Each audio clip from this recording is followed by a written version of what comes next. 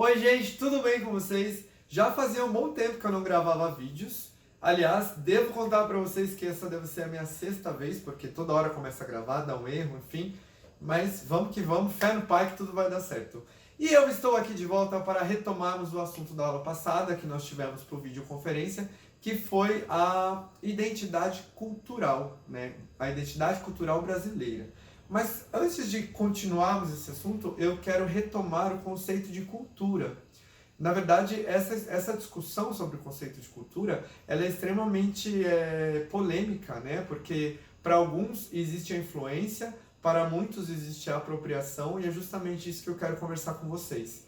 Quando a gente pensa no Brasil de antes de 1500, antes da invasão portuguesa, né? Antes dos portugueses chegarem, determinarem, decidirem que aqui é o local deles, chamando de Novo Mundo, antes de dar o nome para o país, o Brasil ele era habitado por índios, né? Então tinha toda uma questão de floresta em todos os lugares, árvores, animais nativos, e os índios eles tinham uma cultura deles, seja a cultura religiosa, com Deus Tupã, a forma como eles adoravam esses deuses, né? Sempre adorando a natureza e respeitando principalmente a natureza. A ideia da agricultura, porque da terra eles tiraram a maior parte dos alimentos, da caça e da pesca. A questão higiênica também dos índios, né, dos banhos, as vestimentas não tinha muito, porque eles andavam por aí peladões, mas eles tinham os adornos, né, os colares e os seus cocares. E só para uma curiosidade, o cocar ele é formado por várias penas, e cada pena ela tem o significado de uma conquista, seja numa batalha ou seja por algum desafio. Né? Por isso que a gente vê alguns cocares com poucas penas e outros com muitas penas. Se a gente pensar nos pajés, né, nos grandes caciques, na verdade, os pajés e os curandeiros, os caciques eles têm aqueles cocares gigantescos lá, bem grandes, cheios de penas. É engraçado, né? Hoje em dia as pessoas usam o cocar como se fosse uma fantasia, né? No carnaval, inclusive eu já usei. Mas aí quando eu me deparei para pensar na importância histórica, né, na importância cultural desse adorno, eu comecei a respeitar um pouco mais. Eu acho que a gente tem que ter esse pensamento, né? Mas enfim, não é sobre isso que eu quero falar. Chegam os portugueses, eles trazem então a ideia da vestimenta, porque eles encontram os índios todos nus, os índios olham para eles todos vestidos, existe aquela confusão de ambas as partes, né? E os portugueses então eles trazem aí alguns costumes, algumas culturas, algumas manifestações populares. Vem também a questão da religiosidade, que eles impõem o catolicismo, né? Que os jesuítas vêm então para catequizar os índios, dizendo para eles que o que eles fazem é errado, que eles têm que seguir uma fé cristã. Além disso, os portugueses também trazem os escravos, né? E acho muito importante falar sobre isso, porque hoje quando a gente fala de cultura, as pessoas falam assim, a cultura negra. Qual é a importância do negro para o Brasil? O negro trouxe o samba, o negro trouxe a capoeira, né? Tem também a religiosidade, mas por que não pensar além? O Brasil, quando ele, antes desse crescimento, do crescimento da sociedade brasileira aqui, né? Quando Portugal chega e começa então a constituir ali aquela sociedade, com a chegada dos escravos africanos, existe aí o grande desenvolvimento da agricultura, porque os africanos eles tinham conhecimento muito grande sobre agricultura, metalurgia e mineração. Então o Brasil ele foi crescendo e foi se expandindo graças ao conhecimento desses negros, né, desses escravos que chegaram aqui. Então a contribuição africana para a nossa sociedade brasileira atual, ela é enorme, né? Quando eu penso que toda essa questão de agricultura, de mineração, de metalurgia, desses trabalhos mais pesados, vieram do conhecimento dos escravos, eu acho então que a gente tem que pensar que a importância do escravo não é só o samba ou uma capoeira, mas ele tem uma importância de crescimento econômico absurdo, né? E aí tem essa discussão se a cultura brasileira ela é formada pela influência da cultura indígena, europeia e africana, porque virou um grande mexidão, né? Parece que você coloca tudo dentro de uma panela e mistura tudo e vira a cultura brasileira. Mas quando eu falo sobre influência, então eu estou dizendo que hoje eu tomo banho porque os índios tomaram banho, hoje eu tenho a fé cristã porque os portugueses trouxeram, assim como o carnaval, como outras festas aí, manifestações culturais, desculpa, ou quando eu falo da questão da religiosidade, da capoeira, eu falo dos escravos, então tudo isso é cultura brasileira. mas será que isso é cultura brasileira ou será que isso é uma apropriação da cultura de outras etnias, né, de outros povos? Porque a capoeira, quando ela chega no Brasil, que os escravos começam então a gingar a capoeira, ela era uma luta, né, que eles treinavam ali, mas quando chegavam os grandes senhores, os donos das terras lá, os capatazes e tudo mais, eles diziam que era uma dança, então eles disfarçavam a luta, o treinamento de luta, dizendo que era uma dança, para poder cultuar os deuses da religião afro.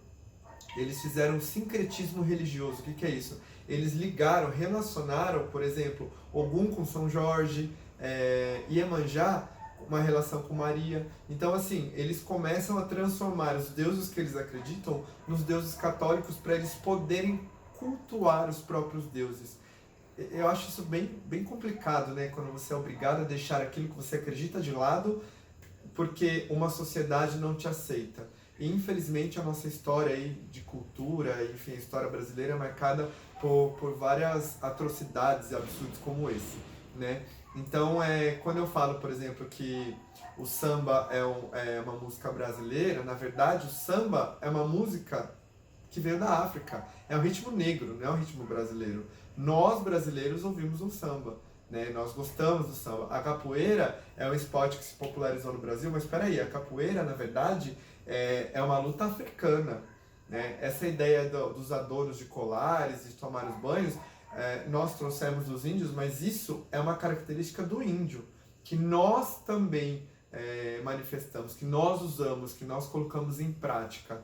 Então eu acho que é muito importante a gente entender que a cultura brasileira, ou seja, os costumes do brasileiro, ele provém de culturas de outros lugares, né? Então é por isso que eu digo que é polêmico, porque a gente sempre aprende que a cultura brasileira foi formada pela influência dos índios, dos negros, dos europeus e tal, mas será? E eu quero deixar essa dúvida para vocês, né? É uma influência ou é uma apropriação cultural? E quando eu falo sobre apropriação cultural, eu quero saber o que vocês pensam sobre isso. Inclusive, na atividade escrita, tem uma pergunta sobre isso que eu quero que vocês pesquisem. E, gente, é importante entender que quando vocês vão fazer uma pesquisa, não é simplesmente jogar no Google, pegar uma resposta, copiar e colar. Não, você tem que pesquisar, encontre a resposta, leia, entenda, interprete, e aí vocês vão escrever de forma autoral. Porque às vezes a informação que você encontrou na internet pode não ser o que você acredita. E é interessante que haja essa divergência de pensamentos, porque daí você é obrigado a refletir sobre determinado assunto com novos fatos que a gente desconhece. Então, por isso é muito importante a pesquisa. Ok?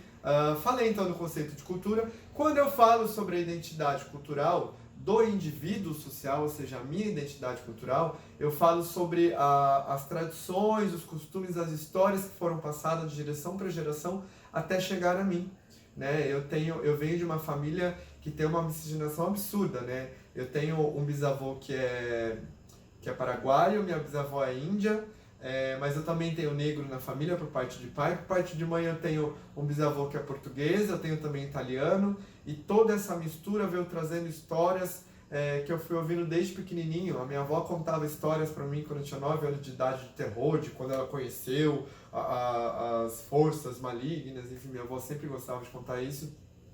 Já por outro lado, o meu bisavô, por parte de mãe, gostava de contar como era a vida dele antes da cidade crescer, que ele trabalhava na roça. Eu até tive contato com o tio do meu avô, que ele tinha uma fazenda, então eu fui para a fazenda, tirei leite de vaca, dei comida para galinha, colhi fruta do pé. Então eu tive essa vivência que é muito legal. E tudo isso faz parte da minha história, enquanto identidade, né? Identidade do Ricardo Augusto de Almeida, que sou eu. O que a minha família trouxe aí, o que ela agregou para quem eu sou hoje. E aí, falando sobre identidade também, eu tenho as influências culturais que eu vou conhecendo a partir do momento em que eu entro num colégio, numa escola, que eu começo a receber informações, que eu começo a assistir televisão, ouvir música, descubro novas bandas, descubro alguns estilos de filme, de literatura que me agradam, e aí eu começo então a construir a minha identidade enquanto gosto, né? O que me agrada, qual estilo de música que eu gosto de ouvir, qual tipo de literatura, qual tipo de entretenimento que me atrai. E aí a gente tem muita influência externa. O Brasil, embora seja um dos países que mais consome a cultura interna, né, ou seja, que consome a cultura desenvolvida no próprio país, a gente tem influência que vem de outros países, os ritmos musicais, as bandas, quando eu falo das bandas pop de outros países, até do K-pop que chegou aí da Ásia, quando eu falo dos grandes musicais, né, os musicais, desculpa, tô todo engasgado, os musicais brasileiros, que tem história, tem musical que conta a história de Elis Regina, dos Novos Baianos, enfim, vários musicais brasileiros são incríveis, eles têm um grande público que frequenta, porém, bem pequeno perto do público que vai assistir o Rei Leão, inclusive eu fui, o Fantasma da Ópera, Grease no Tempo das Brilhantinas, Hairspray. Então, quando vem um musical da Broadway, por exemplo, ele tem um público muito maior, né, por ser um musical de fora. E eu acho muito engraçado isso, porque que a gente valoriza a cultura de fora e a gente desvaloriza a nossa, ou simplesmente deixa de lado. E eu quero deixar essa reflexão para vocês. Como vocês formaram a identidade cultural de vocês? Como isso acontece? O que a sua família trouxe de tradição ou de conhecimento? O que você aprende durante esse período escolar? Qual foi a influência que você teve da cultura externa com relação à música, entretenimento? Quais foram essas influências? E o que vocês realmente gostam? É importante quando a gente fala sobre arte, que a gente tenha a nossa própria opinião, né? Que a gente consiga dizer aí, eu gosto disso, eu gosto daquilo, eu não gosto disso, eu não gosto daquilo. É importantíssimo que a gente dê a nossa opinião. Mas para dar uma opinião concreta, uma opinião embasada, né? Não é simplesmente, não gosto. Eu não gosto disso porque eu tenho aquela outra arte que me atrai, por exemplo. E para eu ter essa opinião, eu preciso saber o que eu gosto.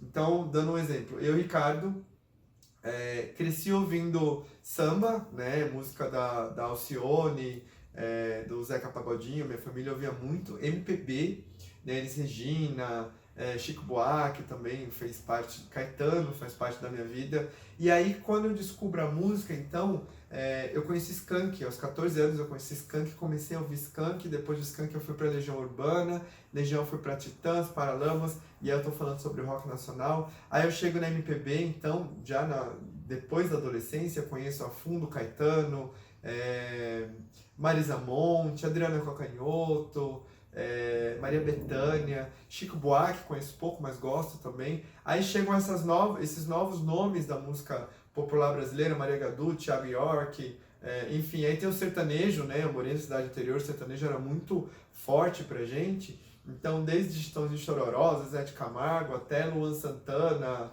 Gustavo Lima, que são esses atuais aí, Maraia Maraíza, que eu acho super legal, essa força da mulher, né, que tá chegando na música sertaneja. Enfim, então aí eu fui construindo e fui entendendo o que eu gostava, o que me agradava. E fica essa pergunta para você.